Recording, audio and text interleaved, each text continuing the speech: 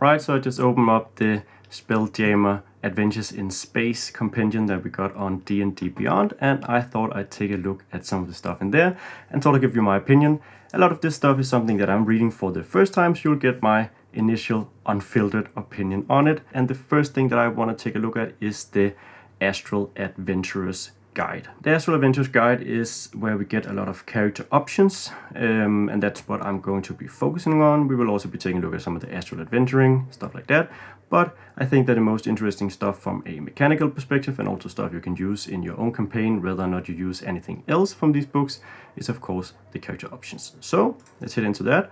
And here we get, first off, some very cool and colorful art. I'm a big fan of that. I think the art in these books is pretty amazing, honestly. The first background we get is the Astral Drifter. There are two backgrounds in the book, and the Astral Drifter is basically someone who's drafting or drifting along the astral sea.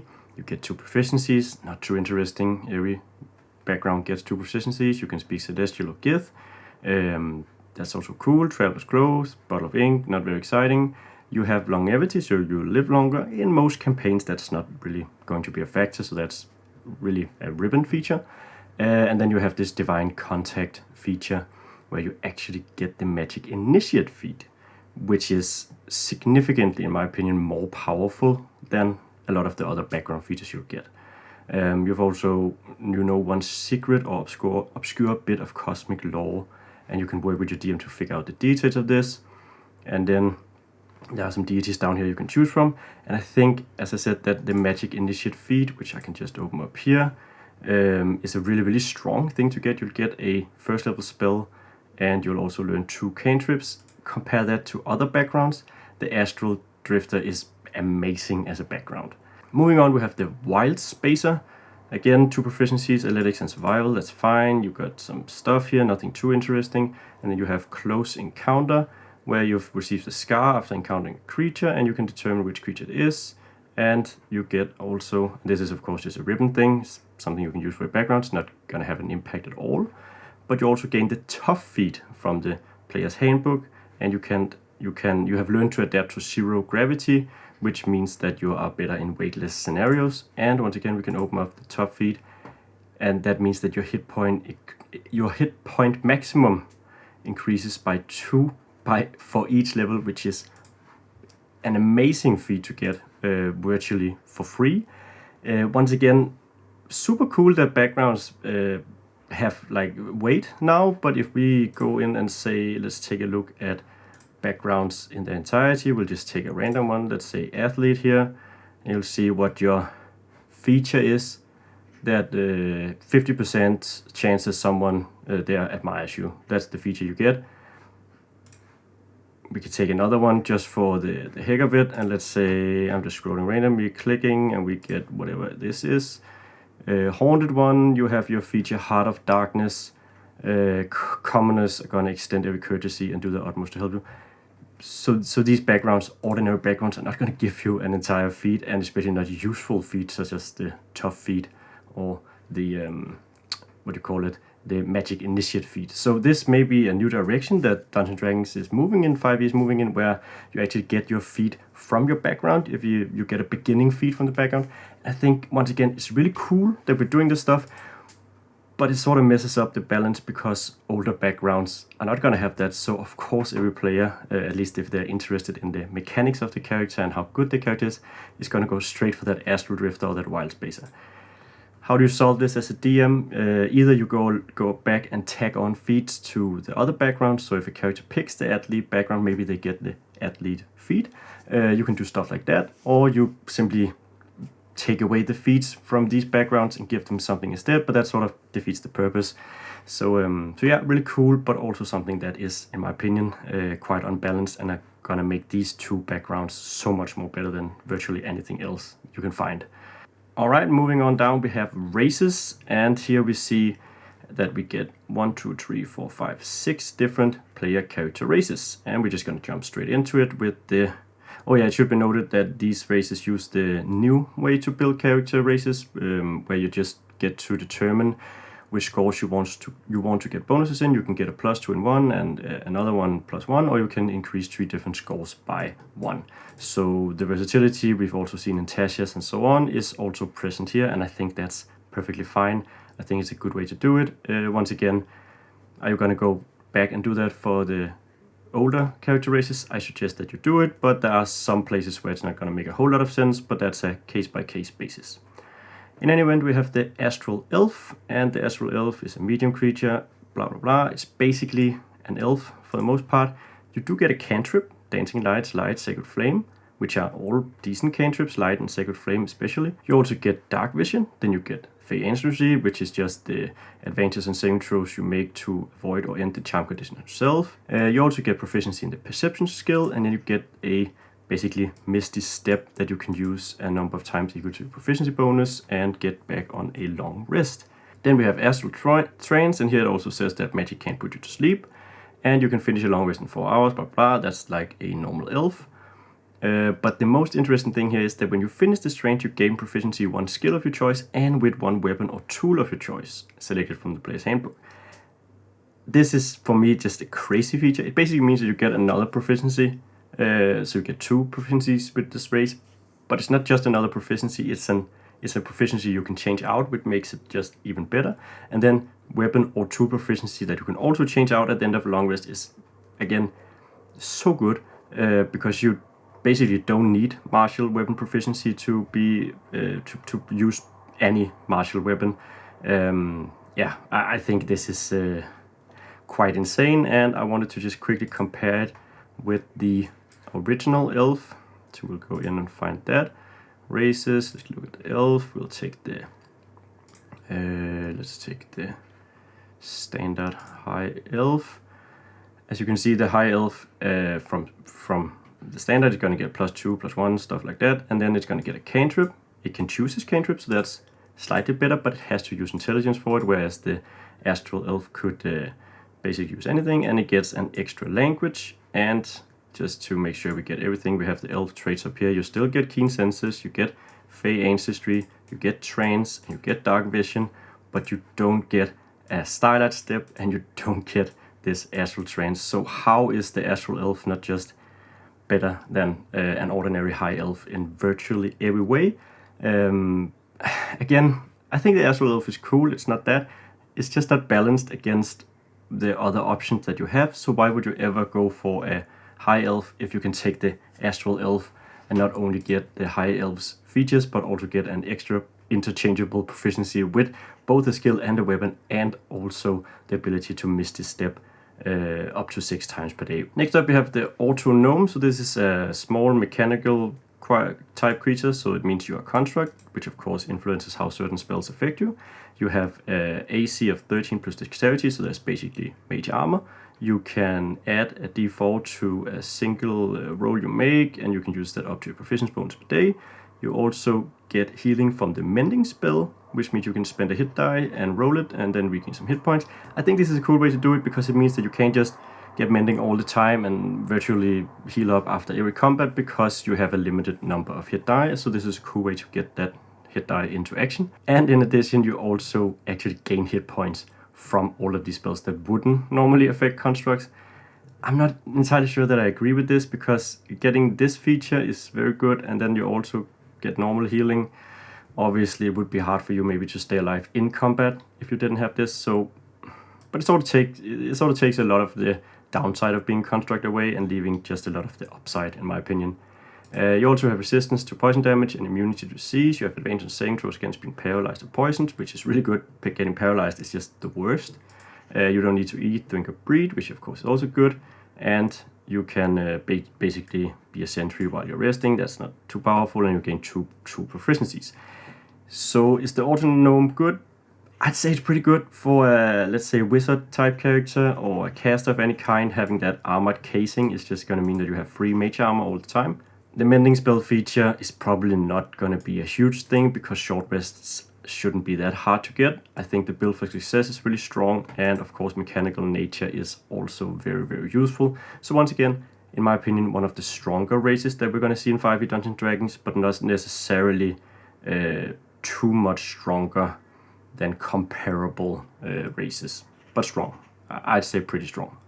Then we have the GIF, which are these hippopotamus-type creatures that live in space, some really fun ones. They are humanoid, medium, 30 feet. They can swim. That's sometimes useful. And then you have this Astral Spark, where when you hit a creature with a simple or martial weapon, you can deal extra force damage equal to your proficiency bonus, and you can use it a number of times equal to your proficiency bonus. So this is not very strong, like dealing 4 or 5 extra damage when you get to that mid-tier level of play 4 or 5 times per day is not going to make a huge difference. So that's not the most fun or powerful feature for me. Then you have this Firearms Mastery, where you can use firearms and you ignore the loading property, which is pretty cool.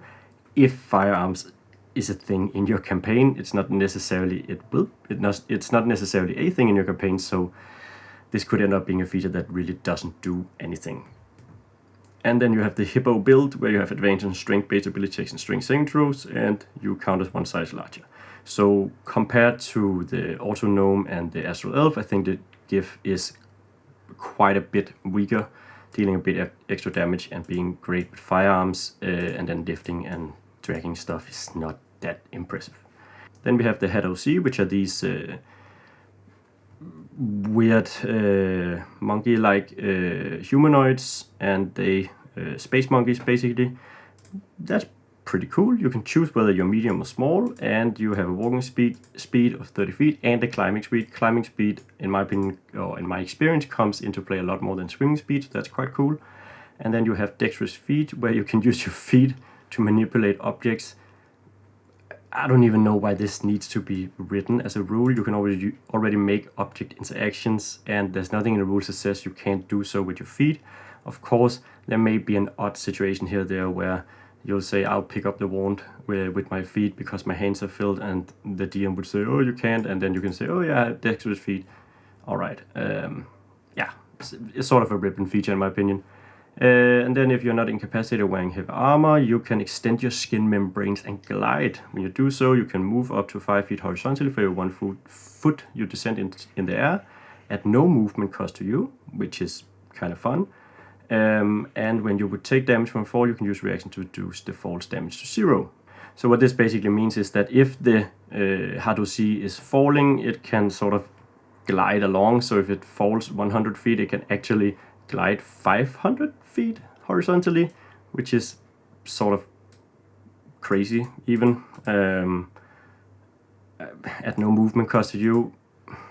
I can see this creating some very, very weird situations where you're falling, let's say, off a bridge, and suddenly you get a flying speed of 500 because you're falling 100 feet, and you can just skip the combat entirely. I'm not too sure how this will work in combat scenarios or in any other scenario, basically. I think there should maybe be a cap on this, but maybe I'm missing something. I don't know. Then you have Head OC Resilience, the magic that runs in your veins, hiding your natural defenses. When you take damage, you can use reaction to roll d6, add your proficiency bonus to it, and reduce the damage you take by an amount equal to that total. So basically you get to reduce damage by maybe somewhere between 3 and 12, and I think using that a number of times equal to proficiency bonus per day, this is pretty significant. It can make a huge difference, and when you look at it, it basically gives the Hadosi 1 extra hit dice per proficiency they have. So that's pretty good. That's actually quite useful. It gives them a lot of extra sustainability and durability. Alright, then we have the Plasmoids. These are some quite inventive creatures. They are amorphous beings with no physical shape. Very different, no internal organs, composed of cell fibers, plasma-like ooze, and clusters of nerves. So this is some really interesting and different creatures. And it is an ooze, which I absolutely love. Medium or small, you can choose when you select it, walking speed of 30 feet. And then you have the amorphous feature.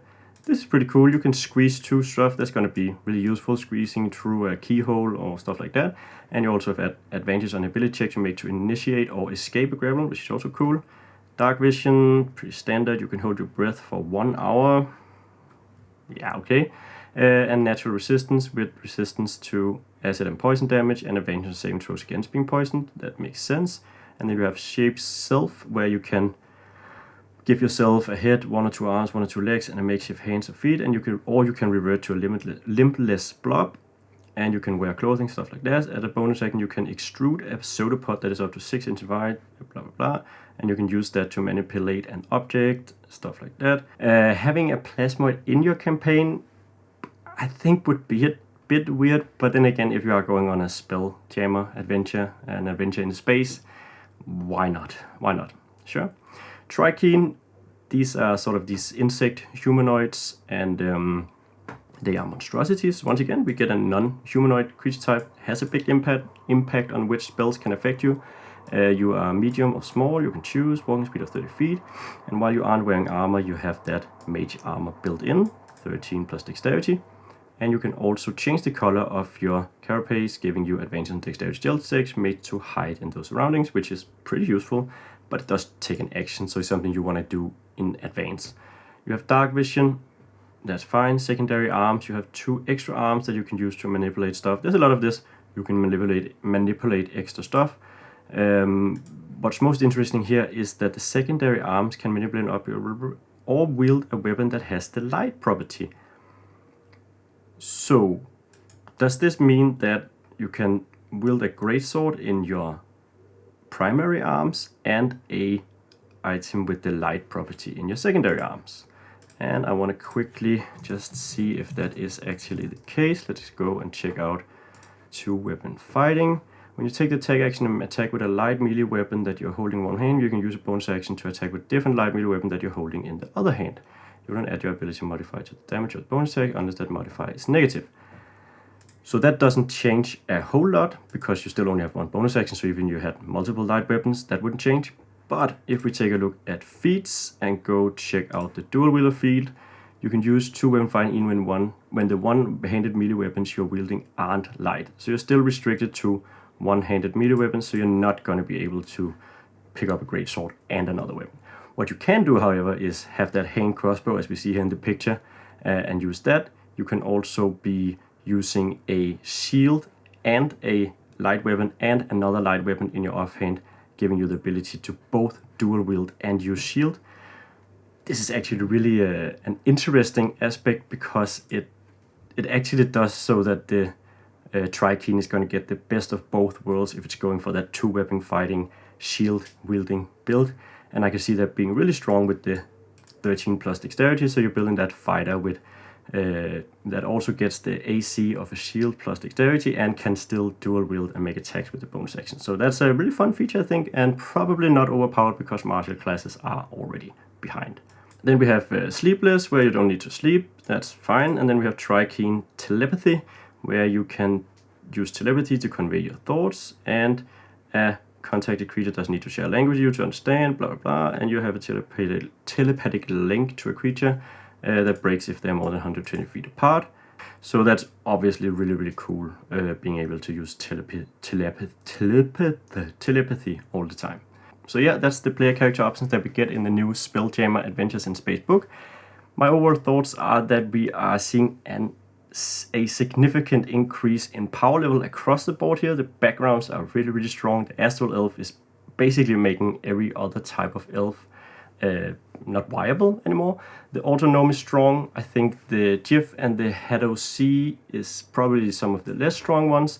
And then we have, of course, the Plasmoid, which completely changes the game, how characters are supposed to work, because it's an ooze, which I think is interesting. And then we have the Trikhin, which really does some fun stuff, or enables some fun stuff with the secondary arms. So yeah, overall, that's my thoughts on the character options in Spelljammer Adventures in Space. If you have an opinion on any of this stuff, if you disagree with something, if there's something I missed that you saw, please let me know in the comments down below. And please also like the video and subscribe to the channel. It would really help us out a lot. I will probably be doing more videos on Spelljammer Adventures in Space, because I think there's a lot of new cool stuff in here that I want to check out and give my opinion on. So if you want more of that, please subscribe to the channel and follow along. So yeah, beyond that, there's not a whole lot left to say, except thank you so much for watching, and I hope that I'll see you in the next video.